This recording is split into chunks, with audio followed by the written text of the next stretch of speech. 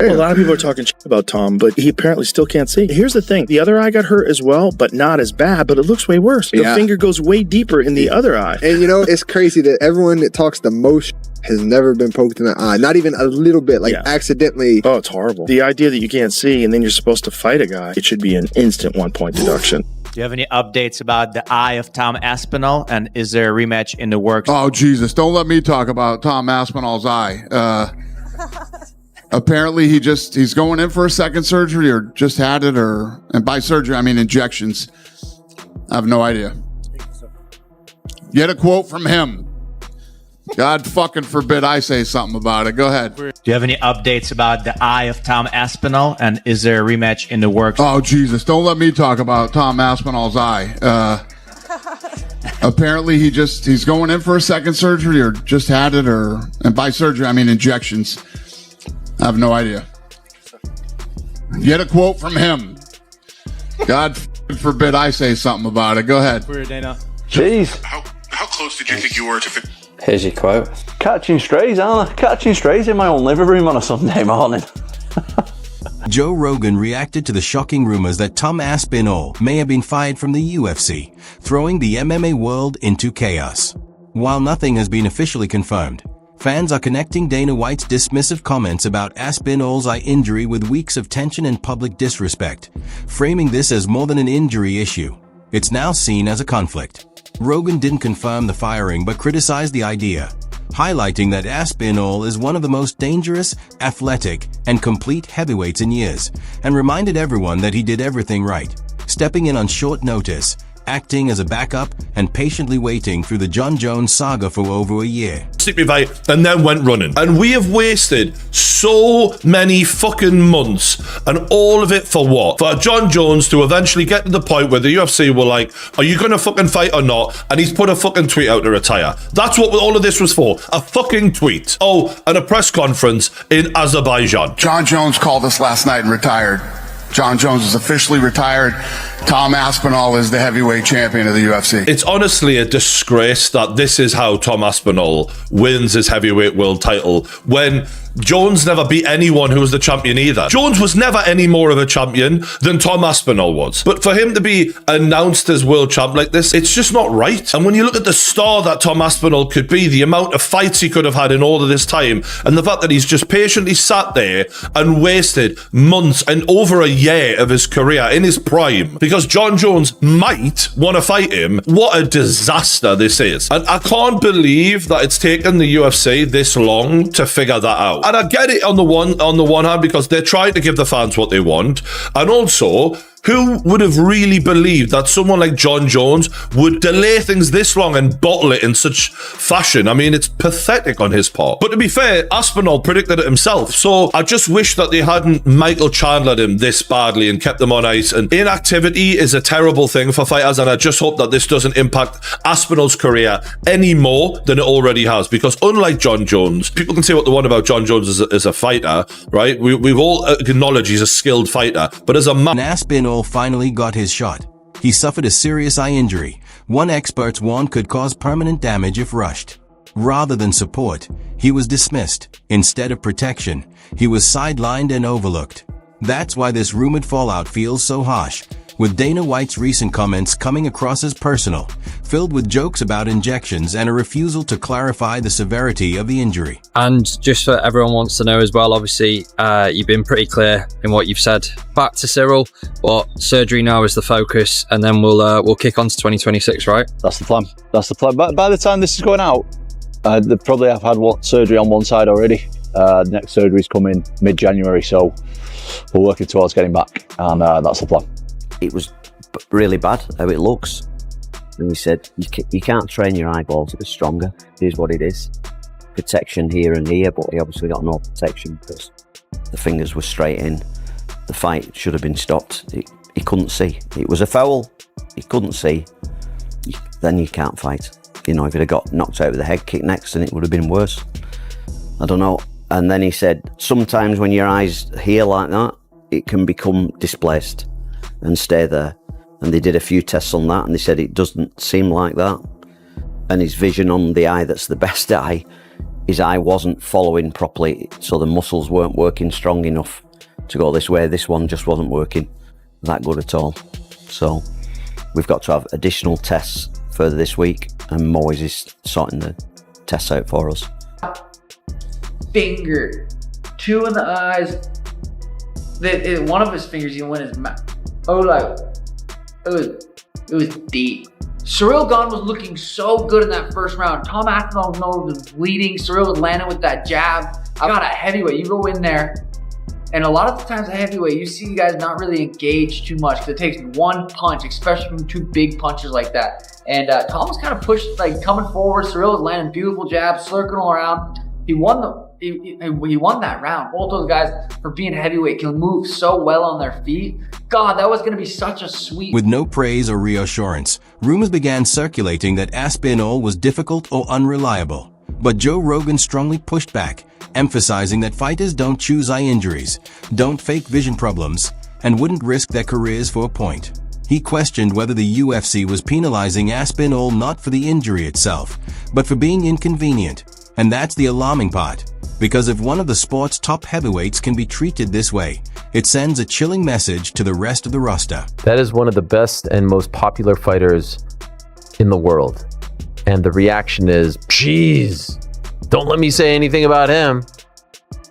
Last I heard, he had a couple surgeries, well, injections. Like the whole thing felt dismissive.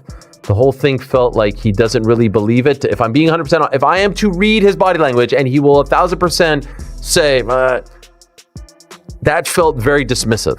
That felt like someone who didn't believe that his heavyweight champion was actually going through something. Anyone feel otherwise? No, it was exactly that. And by surgeries, I mean injections. That's like a direct shot at him. Yes. Oh, God forbid I say something. Yeah, no, that's like what it was. Flip it. It was just, if I'm Tom Aspinall sitting there, I'm like, man, what did I do to this guy? All I've done is stepped up to the plate, and I got poked in the freaking eye. And you think I want to get injections for fun? Do you think Tom Aspinall is injections or not, surgery or not? Do you think he's doing this for fun? And the world has no idea how much his life has changed as a result of all of this. Do you think he's doing this for fun? Do you think he's doing this to prove a point to all of you who thought he was faking? It's absurd to me.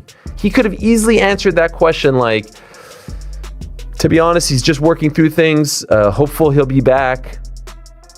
Wishing him the best. We'll be here when he's ready to come back. Like what? Why did it have to be that? This is beginning to look less like a medical issue and more like a power struggle. A fighter aware of his value, a champion refusing to rush back from injury, and a promotion that resists being challenged.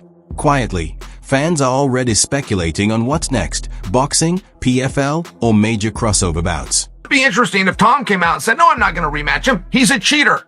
Why would I rematch a guy that already cheated, that violated not one of my eyes but both? I gave him his chance. He chose to cheat, and I'm going to move on. If Tom took that stance, which he's not going to do, I'm saying, but for fun, I think he'd have a lot of people that supported him. For some reason, Cyril has come out of this thing with his hands clean. He's the one that did the poking. They've got to do something about these eye pokes. The rule is you got to have your hands like this, but you can still have your fingers out straight. You can't do that. You can do that. That's the stupidest rule I've ever seen in my life. Make a fist. Simple as that. You're throwing punches, and yeah, you got to parry shots, but you just got to unbend your fingers. It's really not that hard. This is a stupid rule. Only Tom knows what happened. Could he see? Couldn't he see? Could he continue? I can't make people fight if they feel they've been injured. After the Jones fight, a lot of people wrote Cyril Gahn off. He looked damn good tonight. I mean, he had Tom bloodied up, and Tom didn't want to continue in the fight. The rematch is very interesting. Think about Dana White saying Tom didn't continue. Tom didn't want to continue in the fight, so. And then also, who gives it to eye pokes? Who gives it? Well, listen, I didn't continue. I'll tell you why I didn't continue. Because I'm not a dummy. Like, I'm not going to go out there and fight one of the best strikers in the world if I can't see. I know, as an MMA fighter, look, things are going to happen in the fight that compromise you. Go back and watch my fight with Arlovski. The end of the first round, he punched me right in the eyeball. Final 20 seconds of the first round. Oh, hit right from Arlovski. For the rest of that fight, I couldn't see him out that eye. That's fine. If you get punched or kicked in the eye, that's fine. If you get double eye poked in both eyes and you've got no vision because of a foul, why should I carry on so some dummy can look and say, Oh yeah, Tom just got knocked out because I ain't gonna fight if I can't see anything because of us. UFC fight. Can we expect to see you on the card? I can't promise anyone anything, but I have very strong feelings that I'll be on that card. It's gonna be historic. But who would you take on? Who would be your dream opponent? I would want to take on whoever's holding the belt at the end of the year. Any possible names you think? Well, I mean, as of right now, the champion is Tom Aspinall, but we'll see who's the champion at the end of the year. Be only fitting to have an American guy fight for the championship that night. I'd be willing to put it all on the line. Nice. Done. Cyril Gans, supposedly. There's a video that hasn't gone viral, but one of his losses, he was very much an adult. I believe already a black belt, and he was taken down, and the guy twisted his ankle, and he had no defense. He tapped so quickly. I had a fight where I got arm barred, and I was literally willing to let somebody break my arm before giving up. This is Vitor Belfort. Vitor Belfort. With Tom, the moment he felt any pressure on his ankle, he tapped immediately, which lets me know a lot about him. I guess the clarifying question then is, if Dana and Hunter do come to you after this fight, the figures make sense to you, would you then be open to fighting Tom Aspinall, or are you categorically thinking, he does nothing for me, I will not fight that guy? He does nothing for me. He does nothing for me. If you're a person that wants to see me really challenged, then I get it. 7 years younger, like 35 pounds bigger than me, right? I get it. It's like, wow, this John's so good. We finally found someone way younger and way bigger than him. Let's see how he does against that. I get that narrative. But for me, if you were my manager, if you were on my team, why not fight against Pereira, a guy who's the same age as you, and we walk around the same exact size? Business-wise, it makes more sense. Fight I'm gonna call him this, fight the nobody that may be more dangerous, or fight the guy with all the accolades who's incredibly dangerous. But is a very good man, in my opinion, and I just hope he gets the treatment that he deserves for the remainder of his UFC career, because this hasn't been good enough. The one good thing to come out of this for Tom Aspinall, other than the heavyweight title, is kind of his aura now. When the greatest of all time won't even step in a cage with you, it builds up who you are, right? You have that fear factor of the guy who everyone was scared of is scared of him.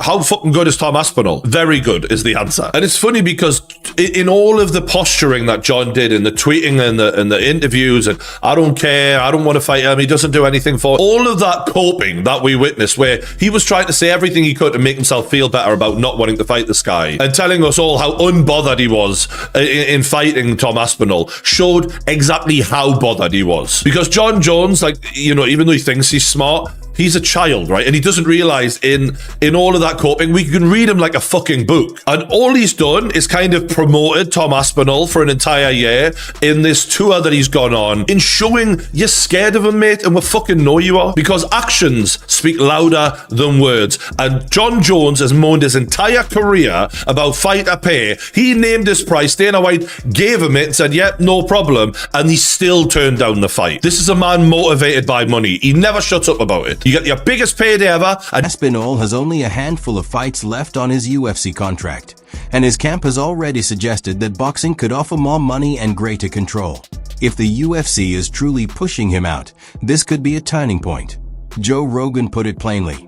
Losing Tom Aspinall over politics and pride wouldn't just look bad. It would be a historic failure of leadership, because fighters of his caliber don't come around often, and once they are gone for good.